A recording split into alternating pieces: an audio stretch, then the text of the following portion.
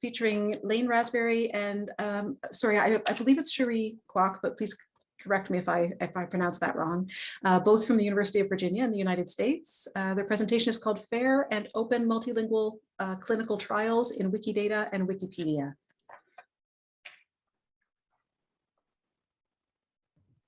How do you do? My name's Lane. I do Wikipedia at the University of Virginia. Cherry, did you want to introduce yourself briefly before I pull up the slides? Yes. Yeah. Hi, everyone. My name is Cherry. You know, my name, it sort of evokes many different pronunciations, so please don't worry about it. But I usually go by Cherry, but I will respond to all the other iterations of my name as well. I'm a PhD candidate here at the University of Virginia in the English department. Although my primary interests lie in literary analysis, I also have an interest in the digital humanities, and that's where my interest in Wikipedia comes from. I published a short article last year based on my experiences teaching Wikipedia in the classroom, specifically the writing and composition classroom.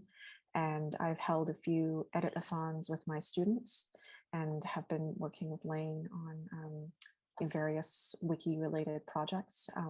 He'll really be the one who will be talking a lot during the presentation, and I'll sort of be coming in somewhere in the middle, as this project is really, you know, he's really taking the lead on this one.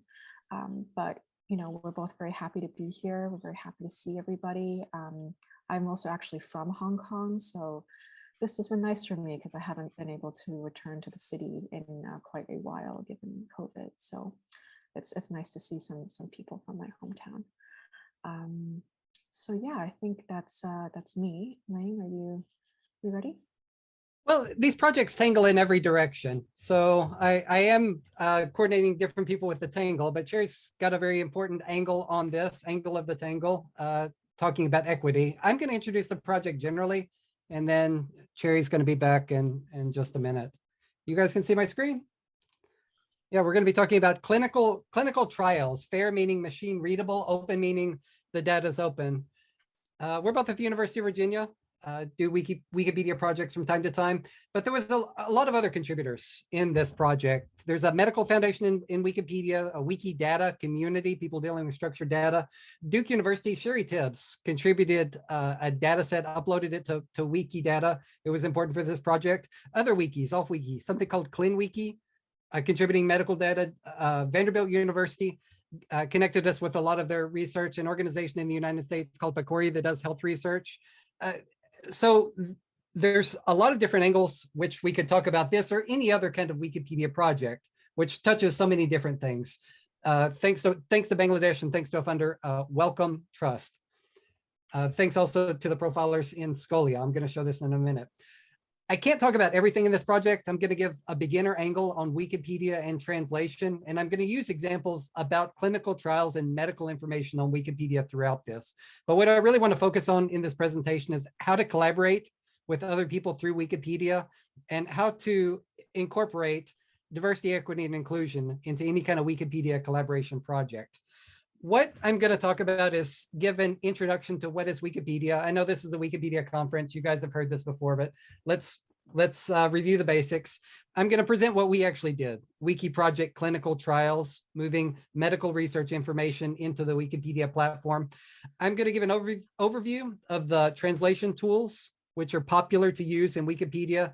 And Cherry's going to be talking about the social and ethical issues that come when you're doing a project inside Wikipedia. So what is Wikipedia? Why should anybody use it? It's an excellent way to achieve communication goals, to reach a large audience. The reason why Wikipedia is so popular is because when people use search engines, if there's a Wikipedia article covering a topic, then they'll find it. Search engines refer to Wikipedia routinely. There's a body of academic research which talks about this. Here's one article in particular that's been very popular. It said that Wikipedia is the most consulted source of medical information. This is a few years dated, but we've looked at this at other times, and Wikipedia is still an extremely popular source of information in every language for medical information and for a great deal of other things. Now, if somebody wants to check the communication metrics for a Wikipedia article, here's a typical Wikipedia article. Anyone can do this. You don't need an account. You can click the View History button. From the View History button, you get options for other buttons. Click the Page Views button, and then you can get a report of how many people have read any given Wikipedia article. You can do this for any language, or you can do it. This happens to be the report for clinical trial. It's viewed about 300,000 times a year. This is a lot of people. This is attractive traffic. Besides just looking at this in English language, you can pull a report to look at this in every language at once. So all these metrics are public for anyone to research or consider. Looking at the traffic to any topic in Wikipedia in any language or many languages at once. So this is why you should consider Wikipedia. And this is what was attractive to us. So there's all this medical research information to share. Different people have different interests in this.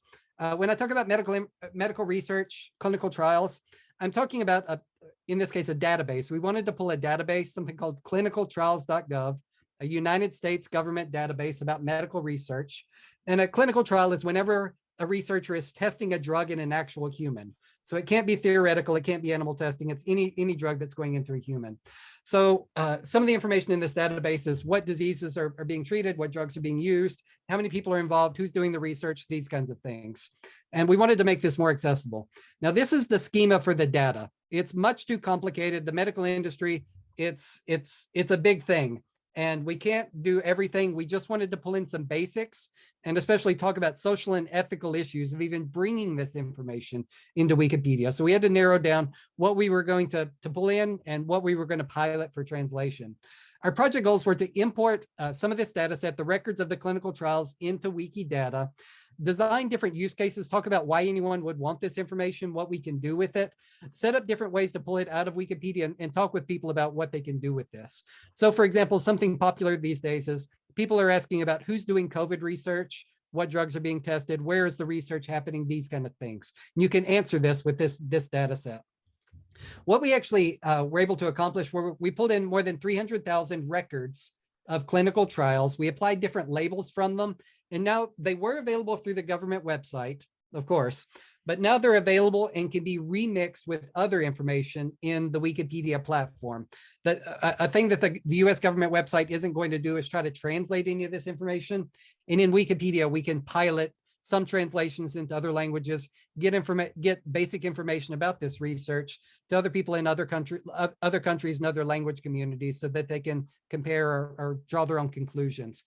Besides importing the data, we also wanted to document what we were doing. What does an academic collaboration with Wikipedia mean? What does it mean to pull in large amounts of technical information that's not easy to understand?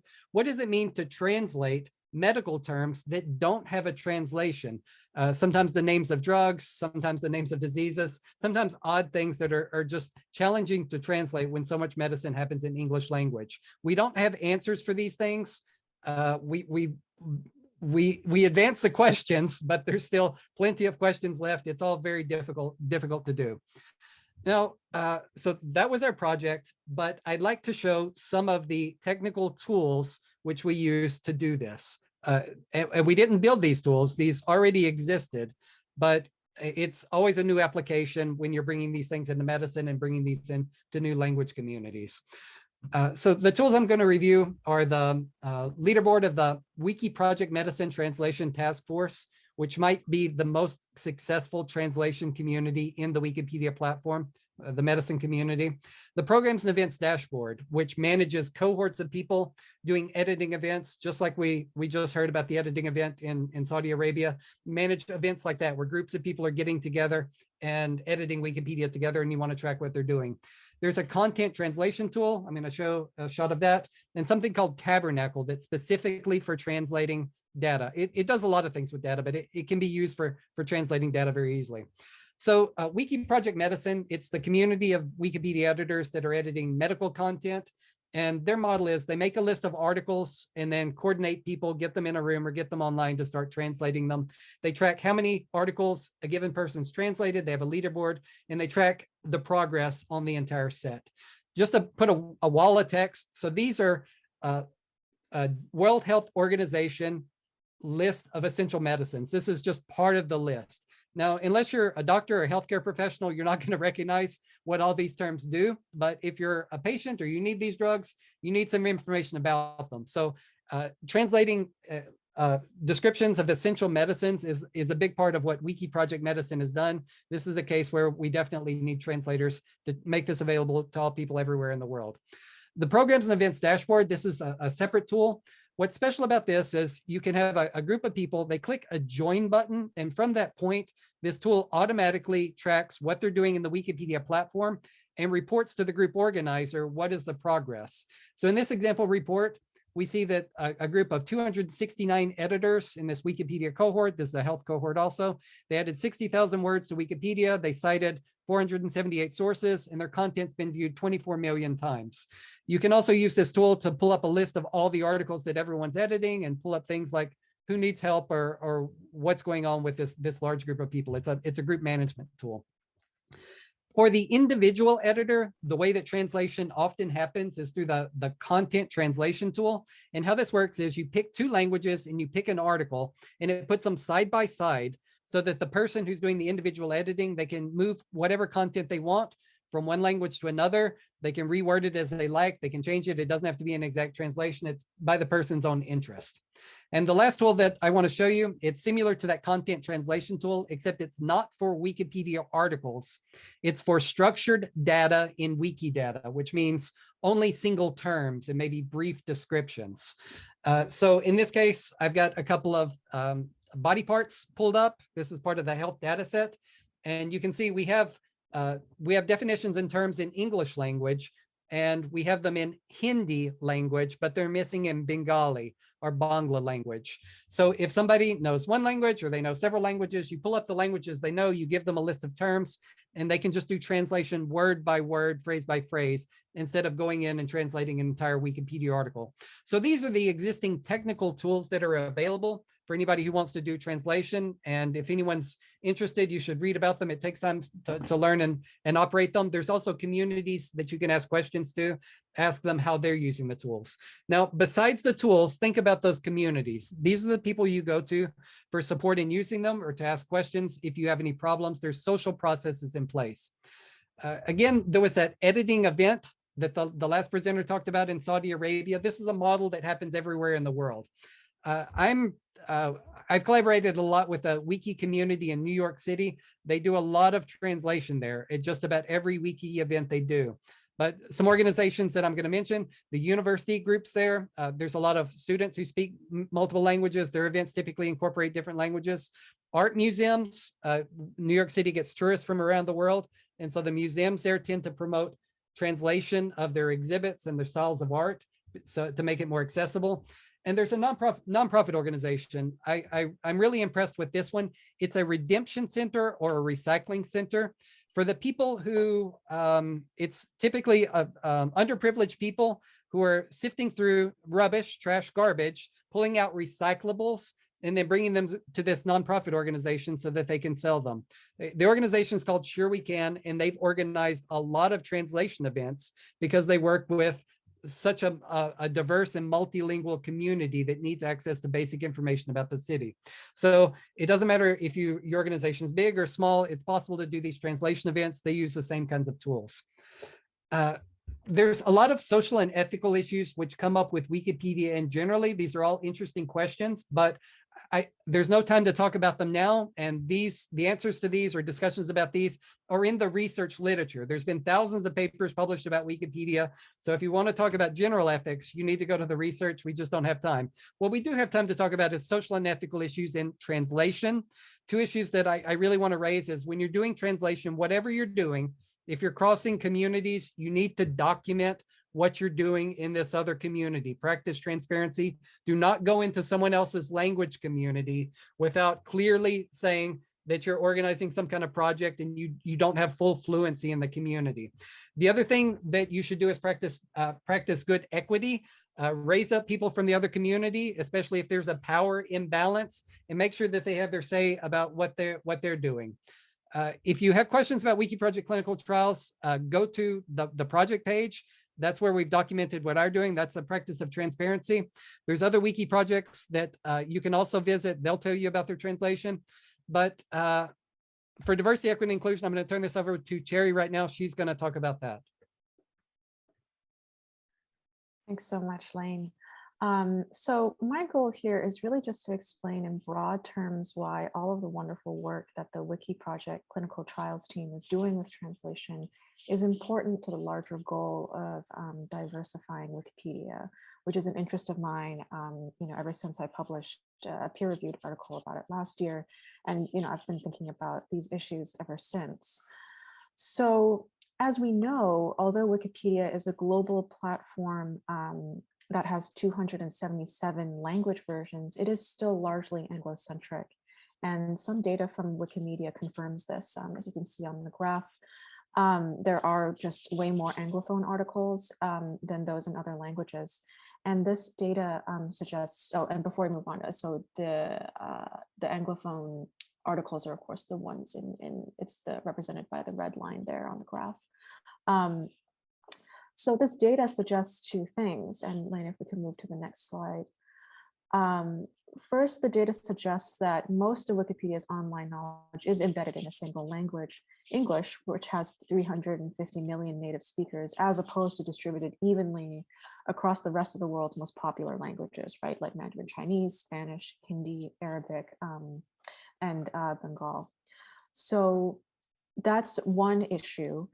And then the second thing that this data suggests to us is that the Anglo-centric nature of Wikipedia means that its articles and the editors who govern how those articles are written, altered, and preserved typically focus on subjects that are central to the nations and cultures where English is the dominant language, such as the United States. So Lane, if we can move to the next slide. For example, as Heather Ford has explained in her very interesting article, The Missing Wikipedians, in 2010, when editors from Kenya attempted to create articles in English Wikipedia about a Kenyan superhero, which although the superhero acquired a global reach, held a Swahili name, Makmende, those articles were repeatedly erased by other Wikipedia admins on the basis that the topic just wasn't notable enough, and some even labeled it as nonsense. And of course, it's possible for us to argue that perhaps the editors should have simply focused, the ones who were trying to write this article about Makmende should have simply focused on creating an article about the superhero on the Swahili Wikipedia platform rather than the English one. But the reason why those Kenyan editors created a page on the English platform is because they know that it is the platform that has the largest audience because it has the highest number of articles, right? And they therefore saw English Wikipedia as the best place to highlight Kenya's unique contributions to a global figure and global culture. And in so doing, they demonstrated an acute awareness of what Mark Graham has suggested in his work on the politics of exclusion in Wikipedia. And that is that the encyclopedia is characterized by the distinct directions in which information can be transmitted. So Lane, if you could just go to the next slide with that quote there. So at present, the direction of Wikipedia's English language platform, the direction of the information transmission is firmly Anglo-centric and perhaps even Euro-American centric. It does not, as we can see through the Makmende example, easily allow other nations, cultures, and languages to create new articles, even when they meet the requirements for creating a page.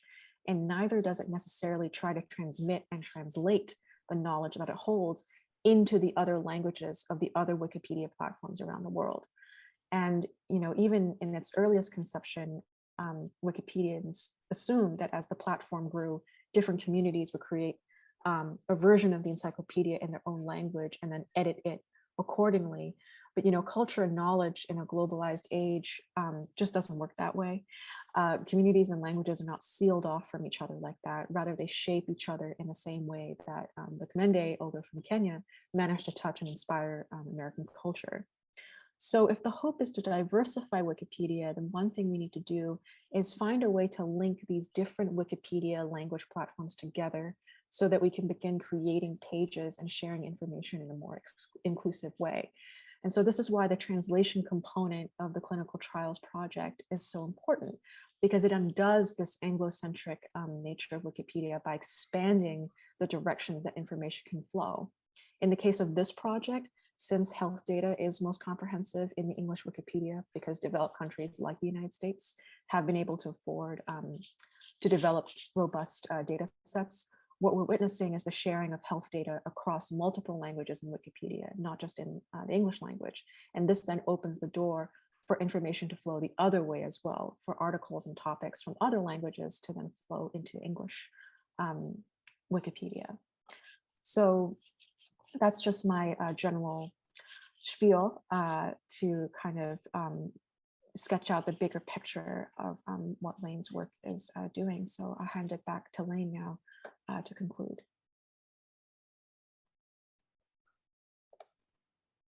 I think you're still muted, Lane.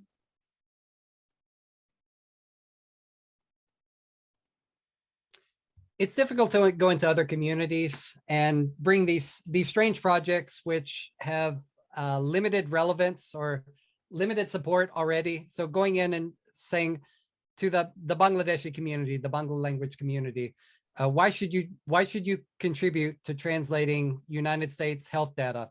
And it's not really the point of getting them to translate the health research data. It's instead, on the American side, we need to find ways to collaborate that are relevant to the Bangladeshi community rather than giving orders. And you have to ask them, what do you want? Wikimedia Bangladesh is one of the more active wiki communities in international discussions. And some of the things that they want weren't necessarily health research related, but just translation of general medical terms. And that wasn't necessarily within the scope of the project we were doing, but it was a place for mutual collaboration so that they didn't have to do anything that wasn't relevant to them, and they could also contribute to this project. And we'll just think about translating pure research information at another time when it's more timely, when it makes more sense to the communities. But it takes conversation to do these kinds of things. If you're going to seek community participation, that's not a Wikipedia issue, and that's not a technology issue. That's just an issue of how to socialize, how to be a good citizen, how to make friends. So there's no one way to do this. And actually, any kind of collaboration on Wikipedia, these kinds of social exchanges, a person needs to try many different strategies in many different ways, smiling and being friendly, doing people favors before you ask them for a favor yourself. It's got to be a collaboration, and it's got to be in good spirit. So to summarize what we did, we imported this clinical trials content into Wikidata. We showed what we had to people in other language communities, Bangla language for Bangladesh, Swahili for African coast, and in Hindi language, which is a predominant language in India. So those were the communities that we piloted with, because these were there were interested people in all of these communities who wanted to do some kinds of translation. They volunteered for it. And also these were underserved communities where there was a lot of opportunity to be able to make changes quickly, translating a lot of content. The result is that now that queries in Wikidata, this structured data service, can now return results in more languages than just English. Thanks everybody for hearing us out. Does anyone have any questions about this? Thank you very much to Lane and Cherry. It was a very interesting presentation. Are there questions?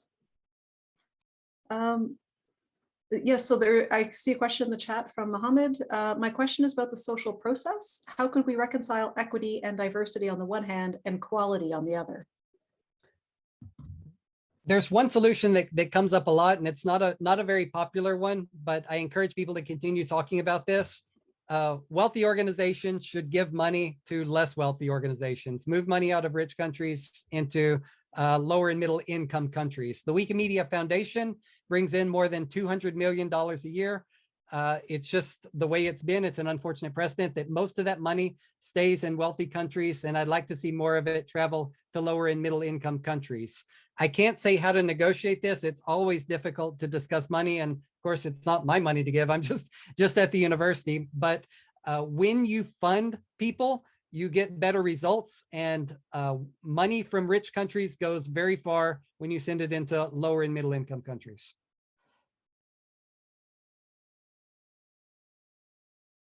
Other questions?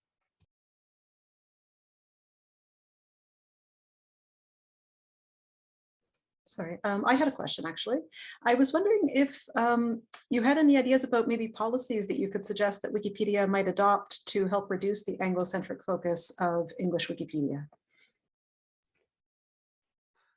I don't. It's a difficult question. So I could say that you could, there's this Wikipedia conference, more conferences like this one.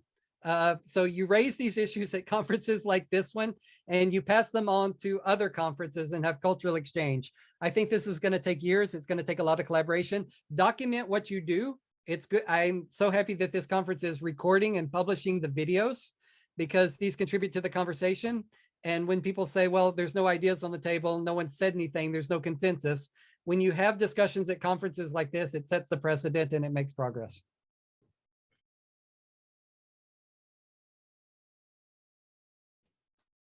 Thank you very much. Are there any other questions?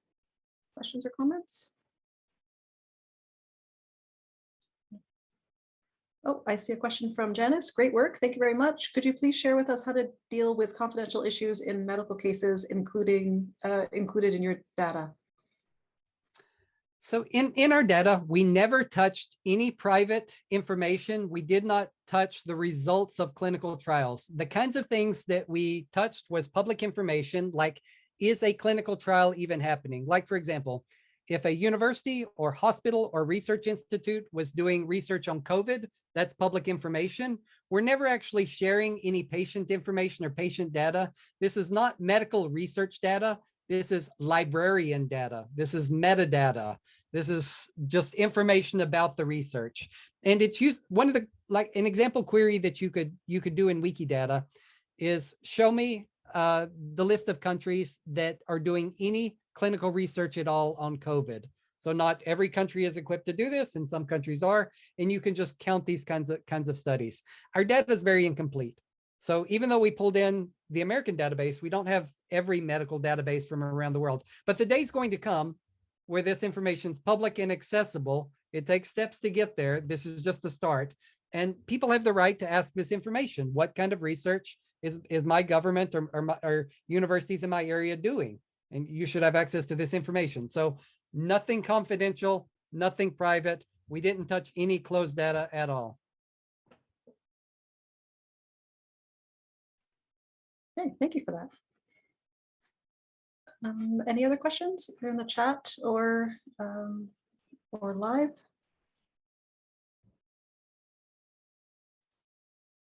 No? Okay, well, in that case, I will extend another virtual round of applause for our two speakers. Thank you very much. That was a very interesting talk.